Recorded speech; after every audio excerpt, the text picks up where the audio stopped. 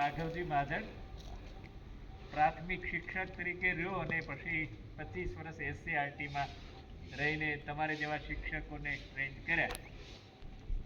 સાહિત્ય મારો શોખનો વિષય છે એટલે 38 પુસ્તકો પ્રગટ થયા. એ ઘણા બધા ટૂંકમાં તો 30 વર્ષથી આવી જ લાઈફ છે એટલે જે મળે તે ગમે. પસંદગી તો લાપસી સૌરાષ્ટ્રની. હા, લાપસી. કોઈ ખેલો જ નથી.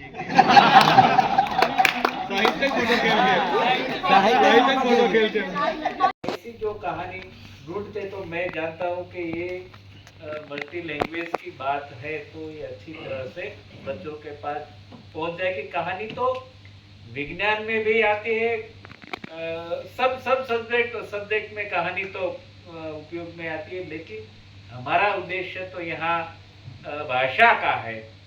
तो जो विस्तार में हम काम कर रहे हैं वहाँ की जो डायलेक्ट या भाषा, तो उसका जो शब्द रूढ़िगत शब्द है वो जो कहानी में आता है, ऐसी कुछ कहानी क्रिएट करके हम जो बच्चों के सामने ये कहानी कहेंगे तो हमारी जो भाषा है सर्वसामान्य भाषा और उनकी बोली है, उसको साथ मिलकर वो हमारी भाषा की तरह का आएगा और हम उसकी जो बोली है उसको भी समझ में हमको आएगा. अच्छी बात तो ये है कि जो विस्तार के बच्चे हमारे पास आते हैं उसके पास नए शब्दों 10 के 15 से ज्यादा नहीं होते. चाहे मध्य प्रदेश की बॉर्डर के हैं तो हम उसकी बगल में रहते हैं. तो जो बच्चों के पास अथवा तो जो लोकालिटी है इसमें जो नया शब्द है, कच्छ में हमने प्रयोग किया था कि जो टीचर स्कूल में गए तो कोई बच्चा पढ़ने ही नहीं आता, क्योंकि टीचर जो बोलते थे ये बच्चे नहीं समझते थे, बच्चे जो बोलते थे टीचर नहीं समझते थे. Communication gap. तो शिक्षक ने सोचा कि ये क्या हो रहा है, कि मैं क्या करूं. 6 मंथ तक जो अकेले बाजार में घूमते रहे. फिर उसने सोचा कि दिक्कत क्या है. तो पहले उसने किया कि चलो मैं सब बच्चों को कहानी सुनाता हूं. टीचर है ऐसे नहीं जो बाजार में निकलते 2-4 बच्चों मिलते हैं उसको साथ कहानी, वो भी दिक्कत होती है. कहानी वो अपनी बोली में कहता है, वो उसको तो अपनी बोली में समझना है. उसे पता लगा कि मेरी जो बोली है, मेरी जो बात है, ये बच्चों को पहुंच नहीं पाती. कम्युनिकेशन गैप के लिए गैप होता है, इसलिए बच्चा नहीं आता. तो उस शिक्षक नरसिंहभाई કરીને એ શિક્ષકનું નામ છે. અને मेरी जो किताब वर्ग एज स्वर्ग मेरी किताब है, इसमें ये कहानी लिखी है कि ये शिक्षक ने उस गांव के जो बुजुर्ग लोग हैं, बुजुर्ग या पढ़े लिखे थोड़े से, उसके पास से नया शब्द जाने कि यहाँ का लोकल डायलेक्ट का क्या शब्द है. उस 5-25 शब्द उसने जान लिया. फिर जो बाजार में निकलते थे तो वो बच्चों के साथ ये शब्द से बात करते थे, तो बच्चों को लगा कि ये तो कोई अपने वाला है. और वो आने लगा, कहानी कहने लगा और फिर स्कूल शुरू हुई. तो मैं जानता हूँ कि हमारा जो काम जिस निमित्त से हम मिले हैं, तो उसमें जो ऐसा कोई प्रयोग कहानी का करेंगे तो उसका परिणाम अच्छी तरह से आएंगे. ठीक है. मान्य भाषा तो उसके सामने सब भाषा अमान्य नहीं है, लेकिन टेक्स्ट बुक जो पाठ्य पुस्तक में है, पाठ्य पुस्तक की जो भाषा है उसको हम मान्य भाषा, એટલે सारे गुजरात, सारे एरिया की, सारे स्टेट की मान्य भाषा समझते हैं. तो क्या किया जाए. तो उसका रेशियो ऐसा रखा था कि पहली कक्षा में जो बच्चा आता है तो 80% जो अपनी बोली में बात करे तो कोई दिक्कत नहीं. लेकिन ये पहला सवाल ये होगा कि 80% तो हम क्या फुटपटी से माप लेंगे. नहीं, ऐसा नहीं. ये अनुमान करना है आपको और धीरे से जो उसकी तन में जो शब्द बोला मुझे शब्द का अर्थ का मालूम है क्योंकि मैंने सीख लिया है ना। जो टेहा की बात की थी, तो टेहा की बात करेंगे तो मैं उसको कहूंगा कि बच्चे ये जो आप टेहा कर रहे हैं ना, उसको हम लीटा करते हैं, जो हमारी गुजराती बोली में लीटा। और धीमे धीमे से तो पहली कक्षा में 80 और 20, दूसरी कक्षा में 50 और 40, तीसरी में 40 और 60, और चौथी कक्षा में 20 और 80, और पांचवी कक्षा से ये सैद्धांतिक है, इसको हमें समझने के लिए कोई ये मेजर टेप से उसे मापा नहीं जाता, लेकिन समझने के लिए। और पांचवी कक्षा में जब बच्चे आते हैं तब उसको अपनी जो मान्य भाषा में बात करना सिखाना है, बात करना लिखना ये सिखाना है। लेकिन सबसे पहले इतनी बात करके आगे मैं बढ़ता हूं कि सबसे पहले सुनना अति जरूरी है। सुनना, श्रवण कौशल्य सिद्ध होना, बच्चों का श्रवण कौशल्य सिद्ध होना जरूरी है। मातृभाषा शब्द यहां से आया कि जब बच्चा का जन्म होता हो और वो पहला शब्द माता का शब्द उसके कान में आता है, इसे मातृभाषा कहा जाता है। पितृभाषा इसलिए नहीं कहा जाता, पितृ हाजिर है या नहीं, लेकिन पितृभाषा नहीं कहा जाता कि माता का शब्द। कल जो उसके तो ज्यादा विवरण था, मैं नहीं करने वाला, लेकिन माता का शब्द पहला, उसकी जननी, माता भी जननी, सरोगेट नहीं। क्योंकि मेरी एक नोवेल सरोगेट के मदर के बारे में, इसलिए मैंने शब्द है कि सरोगेट नहीं, जननी, जिसने जन्म दिया है उसका पहला शब्द जिसके कान में आया, वो शब्द का जो माध्यम था वो मातृभाषा। तो मातृभाषा में श्रवण कौशल्य सिद्ध हो जाए ऐसी गतिविधि अब टीचर को करनी है। क्या करें हम? जो कल मिश्रा सर ने कहा था कि हम मौखिक परंपरा से चले आए, मौखिक रूप से जो चलता है वो हम लिखने में नहीं मानते। यहां भी टीचर को सारा दिन व्यक्त होने की बात होती, लेकिन कभी नहीं सोचा कि हम जो बोलते हैं वो बच्चे लोग सही तरीके से सुनते हैं या नहीं सुनते। मैं ये समझता हूं, मनोविज्ञान तो ये कहता है कि कोई भी व्यक्ति 5 मिनट से ज्यादा सुन नहीं सकती। 5 मिनट, 2 मिनट 3 मिनट ऐसा कुछ है कि उससे ज्यादा सुन नहीं सकते। हाँ, बैठते हैं सामने, ये सद है, हमारे सामने है, लेकिन मानसिक रीते हमारे सामने नहीं है। कहीं भी उसका मन घूम रहा है, ऐसा करना, ऐसा करना, ऐसा करना। दोपहर के बाद छुट्टी हो तो हम कहां जाए, कैसे करे, घर जाए तो हम कहां गए, ये कहीं मन मरकट, उसे तो मरकट कहा है, कहीं भी घूमता है। लेकिन ये सुनने वाली बात कि बच्चे को जब बोली का सवाल है, डायलेक्ट का सवाल है, तो उससे श्रवण कौशल सिद्ध होने की एक्टिविटी अच्छी तरह हम करनी चाहिए। तो सबसे पहले आते हैं बाल गीत। देखो, जब बाल गीत हम बच्चों को सुनाते हैं और उसके साथ जुड़ते हैं, हमारे गुजरात के कई टीचर 1500 शिक्षक को एक साथ बाल गीत करवाया। सारे गुजरात के जो KRP आते हैं, तो हम भी उसके साथ, जो भाई गढ़वी हमारे सामने बैठे हैं ये भी आए थे। तो जब टीचर खुद अभिनय के साथ बाल गीत प्रस्तुत करता है तो सब बच्चे जुड़ जाते हैं, सब बच्चे।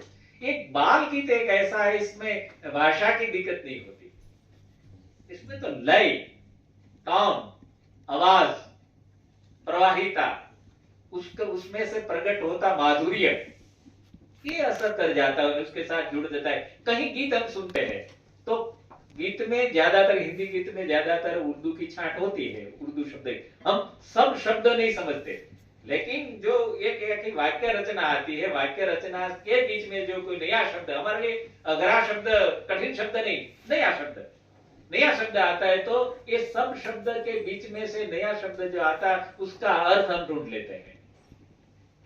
तो बच्चा जब हमारे साथ बाल गीत करते हैं तो बाल गीत में सब शब्द समझ में नहीं आते। मैं तो ये भी कहता हूं कि गीत के शब्द समझने की जरूरत भी नहीं है। कहीं शांति से लग्न गीत सुने, शांति से, और उनका अर्थ निकालो। और गुजराती में है कि वीरो मारो जगमग जगमग थाय। આપણે એમ થાય કે એ ટોર્ચ લાઈટ છે તો જગમગ જગમગ થાય છે। આપણે એમ કે ભાઈ એને હેલ વાળા બૂટ પહેર્યા છે, ડગમગ ડગમગ થાય છે, જગમગ જગમગ નથી થતો। એ गुजराती बात है। तो सब गीत का शब्द समझना जरूरी है, उसका माधुरी, उसका लय की जरूरत है। जो हमारे नाट्यविद बैठे तो कल उसने ये लय से ही सब शब्द जुड़े थे याद शक्ति के लिए। तो बाल गीत, बाल गीत में पहला जी सर पता नहीं। तो बाल गीत, ये बाल गीत कहां से लाए? तो अनिवार्य शर्त है कि बाल गीत स्थानिक बोली का होना ही चाहिए, और लेखित रूप से हम नहीं मिलेंगे तो नहीं, लेकिन बाल गीत जो स्थानिक टीचर है, स्थानिक लोग है, उसका कोई साहित्य हो तो बाल गीत मिलेगा। और मैं तो ये कहता हूं कि बाल गीत नहीं मिलता तो बच्चों के पास ही बाल गीत व्यक्त करने का मौका दीजिए। हम मौका तो उसको वर्गखंड में बोलने का तो कभी नहीं देते। हम तो ही कर आते हैं कि हमें भी बोलना है, सारा दिन हमें ही बात करना है। इसलिए तो शाम में जब छुट्टी होती है ना, तब एक गुजराती में तो हम ऐसा कहते हैं कि बच्चे और टीचर छूटते हैं और बच्चे वछूटते हैं। जब बच्चे स्कूल में आते हैं सवेरे तो उसकी गति की नोंद लीजिए, आहिस्ता आहिस्ता ऐसे आते हैं, आता है होता है। जब छूटने की नोंद लीजिए। दरवाजे पर हम खड़े रहे टीचर के और धक्का मुक्की करके पर दो टांग के बीच में से ही निकलने के लिए रुकने वाला नहीं। ये है ना हमारी स्थिति। तो बाल गीत बच्चों को बोलने देना कि भाई कोई दो बच्चा तैयार होगा कि भाई बाल गीत गाओ, उसके साथ हम भी जुड़ जाए। तो बाल गीत से एक तो वर्ग में सक्रियता आएगी, दूसरा उसको आनंद आएगा कि हमारी शिक्षा में आनंददायी शिक्षा की तो बात ही नहीं होती। हमने बरसों पहले गुजरात एससीईआरटी से आनंददायी शिक्षा के लिए टेक्स्ट बुक पढ़ा के लिए सारे गुजरात में उसका अमल किया था।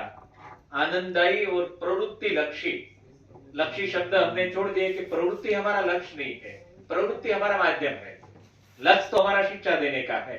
तो आनंददायी को उसको आनंद आना चाहिए कि बच्चों दिन भर हम हमारे साथ क्लासरूम में रहे तो उसको आनंद आए तो दूसरे दिन आने का ही तैयार होगा। जो उसको आज आनंद नहीं आया तो दूसरे दिन जो उसका वाली उसको धकेलते हो और हम उसके हमारी निगाह में आते हैं और ये दब कर सारा दिन बैठ जाते हैं। तो बाल गीत श्रवण कौशल्य, स्कूल में आने का और शब्द भंडोल, बाल गीत से बच्चों को शब्द भंडोल मिलता है और हमको भी मिलता है। स्थानिक बोली का जो बाल गीत होता है वो बाल गीत में कहीं ऐसा नया शब्द है कि जे शब्द से हम अपरिचित है शिक्षक के रूप से, तो ये नया शब्द मिलता है। और ये शब्द का उपयोग करके जो हम बच्चों के साथ संवाद करते हैं तो बच्चों भी अपनी बात जो कहनी है कह सकते हो, बच्चों को लगते हैं कि ये टीचर अपने वाला है, तो उसको दूसरे दिन आने की जरूरत हुई। तो ये बाल गीत की बात है, अरे बाल गीत की बात हुई। और बाल वार्ता, सबसे मैं ये कह रहा हूं कि आज तक हमारी कितनी भी उम्र हो, कितनी भी, आज तक तो जो कोई अच्छी कहानी सुनाते तो हम सुनते हैं। आज तक हम अच्छी कहानी कोई जो सुनाते हैं तो हम सुनते हैं। जो सुनने वाला तैयार नहीं है तो हमारा अहम हमको सुनने नहीं देता। लेकिन कहानी सुनने का सबको अवसर होता है। दरअसल गुजरात से, तो गुजरात में से हमारा कथाकार है मोरारी बापू, सारे भारत में नहीं सारी दुनिया में ये रामायण की कथा कहते हैं। तो मैं कहता है कौन ऐसा लोग कहे कि रामायण की कथा को अनजान है, सब जानते हैं। लेकिन ये कथा सुनने का आनंद आता है, कहानी सुनने का आनंद आता है। इसलिए बच्चों को श्रवण कौशल्य सिद्ध करने के लिए सबसे अच्छा माध्यम जो कोई है तो कहानी। लेकिन आत्मा खोज ये करनी है कि हमें कितनी कहानी आती है। हाँ, ये पहला सवाल कि हमें कितनी कहानी आती है। आज की मेरा दोहित्र जब गांव से आता है, रात को बस में आते हैं 2 बजे 3 बजे रात को, फिर नाना नाना कहाँ है, नाना की सोड़ में आके नाना खड़े हो जाओ कहानी सुनाओ। मैं तो देख 3 बजे तो कहिए, तो आपका सवाल है जब बस में तो एक कहानी और मैं भर ऊँघ में हो और कहानी में थोड़ा सा आधा ये होता तो बोल जाता है कि नाना ठीक नहीं लगता तो सो जाओ, ऐसा मत बोलो। कहानी ये उल्टी सुल्टी मत बोलो, इसको पता। तो कहानी सुनना बच्चों को आनंद आता है और कहानी से ज्यादातर मिलता है। जो शिक्षा हम ब्लैक बोर्ड के माध्यम से अपने बोलने के माध्यम से सिखा नहीं सकता, वो कहानी के माध्यम से हम सिखा सकते हैं। पर लेकिन एक बात याद रखनी है कि कहानी खत्म होने के बाद कभी बोध नहीं देना, कभी बोध नहीं देना। ज्यादातर टीचर ये कहते हैं कि बच्चे इसमें से क्या झूठ मत बोलना, ऐसा कभी नहीं कहना। कहानी में से ही निहित होता है कि झूठ नहीं बोलना, ऐसा नहीं करना, ऐसा नहीं करना, ये कहानी के माध्यम से ही आ जाता है। लेकिन कभी भी याद रखना कि कहानी के बाद उसको क्यारे बोध देने की कोशिश मत करना। तो जब बोध देते हैं तो ये बच्चा का मुंह बिगड़ जाता है कि यार इतना मीठा खिलाया, बाद कड़वा क्यों दिया। तो बोध ये बोध निहित है। हमारे संस्कार शब्द मूल्य के बारे में संस्कार शब्द व्यवहार में है कि भाई हमारी जो पंचतंत्र की कहानी है ये सब मूल्य लक्षी बोध लक्षी कहानी, लेकिन सीधा बोध नहीं देना। कहानी के माध्यम से जो कहना है वो कह सकता है। मैं तो सारा टीचर, ज्यादातर टीचर ऐसा है अपनी ओर से कहानी बनाते थे, अपनी ओर से बोलते जाते कहानी बन जाती हो, और कहीं कहीं तो बच्चे भी जुड़ जाते हैं। ये मैं यहाँ ये गौरव कर सकता हूँ कि जो हमारे टीचर ने हमारा श्रवण कौशल सिद्ध नहीं किया होता, हमें कहानी नहीं सुनाती होगी तो मैं गुजरात के वेल नोन ऑथर नहीं हो सकता। मैंने मेरे टीवी में, रेडियो में कहीं इंटरव्यू में नहीं बोला कि टीचर ये कहानी के माध्यम से क्या क्या कर सकते हैं। उसने इतनी कहानी सुनाई कि एक दिन ऐसा है कि मैं क्यों न लिखूं।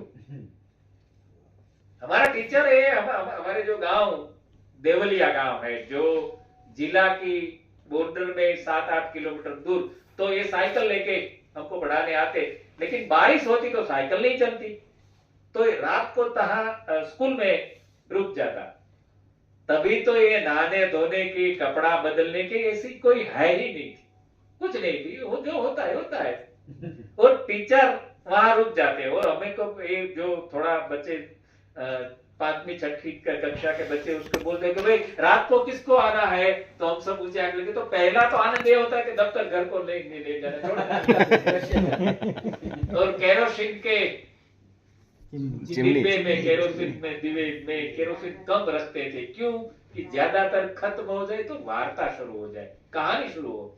और ये टीचर घनघोर अंधकार के बीच में टीचर जो हमें कहानी कहते थे तो लगता है कि समय भी थम गया है। तो ये कहानी जो मैंने अभी इतना ही बोला कि समय भी थम गया था, तो आप भी जो एक सेकंड के लिए स्थिर हो जाएंगे, ये कहानी के असर है। तो बच्चों के लिए भाषा में, बहुभाषिकता में कहानी का बड़ा असर होगा। आपको भी नया शब्द मिलेगा, आपकी जानकारी में जे बोली का शब्द नहीं, ये बोली का शब्द का अर्थ आपको आप मिल जाएगा और अच्छी तरह से बच्चों के साथ संवाद करेंगे। तो कहानी वाली बात आ गई। सूर्यवंशी कितना समय है तो बोल देना जल्दी। तो बहुभाषिकता में कहानी, लोकगीत, लोक कथा है, लेकिन हम पहली दूसरी कक्षा में कहानी और लोक कथा का भेद नहीं कर सकते, लेकिन उसे ये कह सकते हैं कि लोकल कहानी, मिथ वाली कहानी।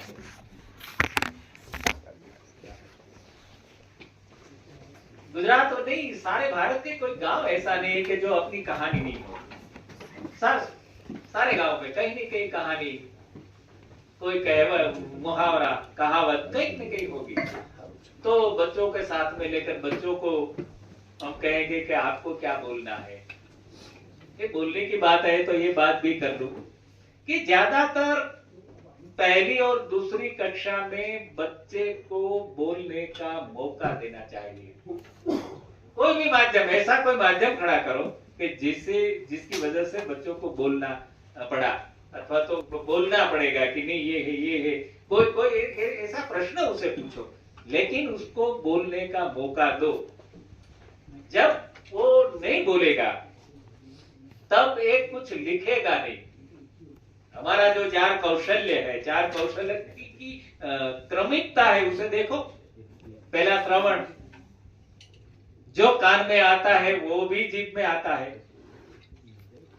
तो श्रवण कौशल्य सिद्ध हो जाता है। फिर उसको बोलने का मौका दो, और बोलने में उसके पास उसे पूछो कि तुझे कोई कहानी आती है, तो वो जो कहानी कहेगा वो अपनी दादा दादी से जो कहानी सुनी होगी वो कहानी कहेगा। उसमें लोक कथाएं आएगी या लोकल जो कोई कंटेंट होगा, लोकल विषय वस्तु की उसकी बात आएगी।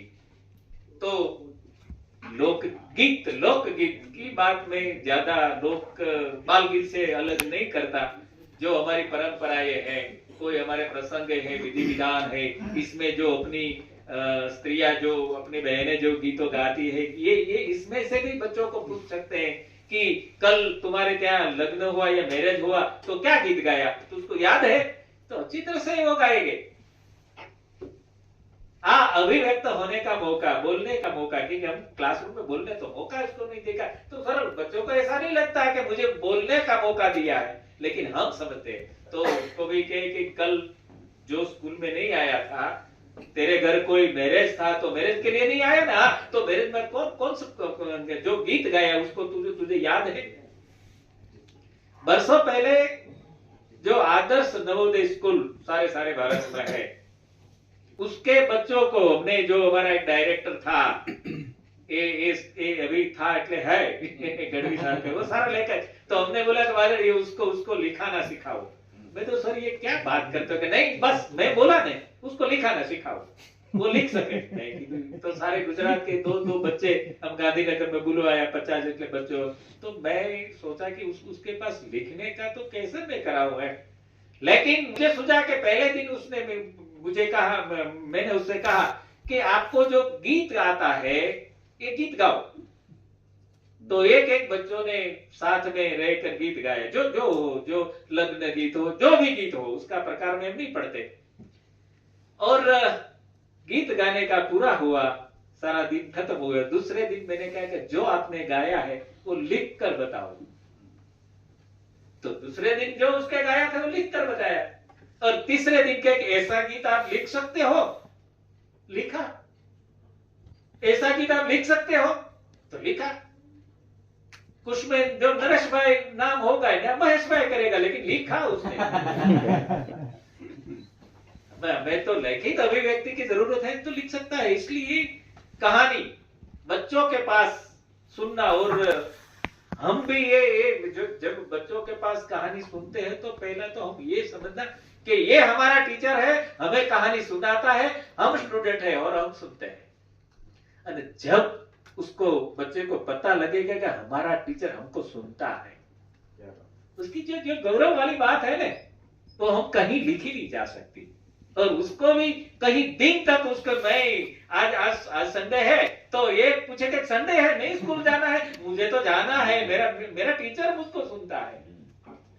तो बाल गीत, कहानी, और उसके पास से कहानी सुनना, तो मैं समझता हूं कि भाषा की, बहुभाषा का जो हमारा प्रश्न है, सुलझाने में कुछ तो होगा इसमें।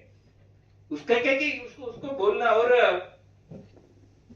कई बातें, लेकिन समय की मर्यादा में ये सब छोड़ देता हूं। लेकिन हमारा जो प्रश्न है कि शिक्षक की अपनी बोली है, विद्यार्थी की अपनी बोली है और टेक्स्ट बुक की मान्य भाषा 30 ये 3 के बीच ये जंग खेलना है सर टीचर को। 3 के बीच नहीं, बच्चों की अपनी बोली लेके आते हैं, शिक्षक की भी अपनी बोली है।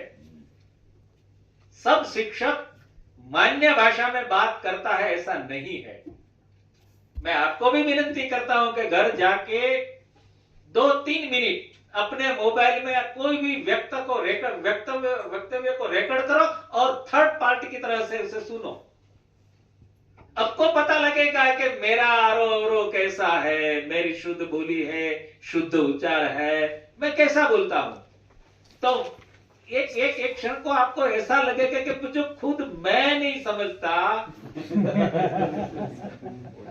सामने वाली अपनी दीदी समझ जाती है और बात है ना, ये तो इशारे से समझ जाती है। सामने देखे तो ये, सामने देखे तो हम समझ जाते हैं, हम सामने देखे तो समझ जाते हैं। क्लासरूम में ही ऐसा होना चाहिए, सांकेतिक भाषा क्लासरूम में भी ऐसा होना चाहिए। क्लासरूम में कई बच्चे ऐसे हैं कि कोई काम करना है तो हम सामने देखते हो ये खड़ा हो जाता है। मेरे पास एक बच्चा था बरसों पहले, तो जब उसे बुलाता है तो ये फटकर घूम कर खड़ा रहता है कि सब अभी ठोकेगा। निश्चित और एक नहीं खाते तो उसे दिन भर मजा नहीं आता है। नहीं किया है तो बोली पण हो सकती है, उसके द्वारा भी हो सकती। तो बच्चों की बोली, शिक्षक की बोली, तो शिक्षक के भी हमारे गुजरात में तो क्या है कि मध्य प्रदेश में ऐसा होगा, गोवा में ऐसा होगा, दिल्ली में ऐसा होगा कि सब प्रांत की बोली अलग अलग होगी। और सब प्रांत की बोली जब अलग अलग होगी तो बोली है ना, ये मैं तो ये कहता हूं कि लहू के लय में बहती है, सबके लहू के लय में बहती है। जे मैं किसी के साथ मैं जब मेरा गांव छोड़कर मैं गांधीनगर आया तो तब ये मोबाइल नहीं था, तो लैंडलाइन से किसी से बात करनी होती है तो पहले बोलते कि काठियावाड़ी हो ना, मेरा टोन से उसे पता चल जाता है कि ये गांधीनगर वाला नहीं है, ये कहीं से आयात हुआ है। तो अपने गांधीनगर में तो सब आयात ही होते हैं। और वो तो बना ही 1960 के बाद। अभी मैं निवृत्त होने के बाद कई लोग पूछते हैं कि सब यहाँ गांधीनगर में रहते हो क्या, दिक्कत है, रहता हूं। तो टीचर की अपनी बोली है, तो पहले टीचर को अपनी बोली शुद्ध भाषा में व्यक्त होनी चाहिए। उसका प्रभाव है, पर प्रभाव से मुक्त होने का प्रयास भी टीचर को करना होगा। मैं इसलिए बोला कि आपका 2-3 मिनट का वक्तव्य आप अपना मोबाइल में रिकॉर्ड करके सुनो तो आपको पता लगेगा कि मैं जो बोल रहा हूं, अभी भी मुझे पता है मैं कितनी अच्छी तरह से हिंदी बोल रहा हूं। लेकिन इसकी इसलिए नहीं है कि सारे भारत में किसको हिंदी कहना, ये भी एक सवाल है। क्योंकि मेरी कई किताबें की हिंदी में ट्रांसलेशन हुआ है, और जब ये हिंदी वाला ट्रांसलेशन करता है तो कई शब्द उसकी समझ में नहीं आता, तो उसके साथ में जब चर्चा करते हैं तो मुझे इतना हंसी आता है, यार ये आप क्या बोल रहे हैं, क्या कर रहे हो, ये ऐसा अर्थ नहीं है, मेरी कहानी का अर्थ ऐसा है। ठीक है, ऐसा है तो ऐसा करो। जो कहा कि सच्ची हिंदी है, ये वो भी प्रश्न है।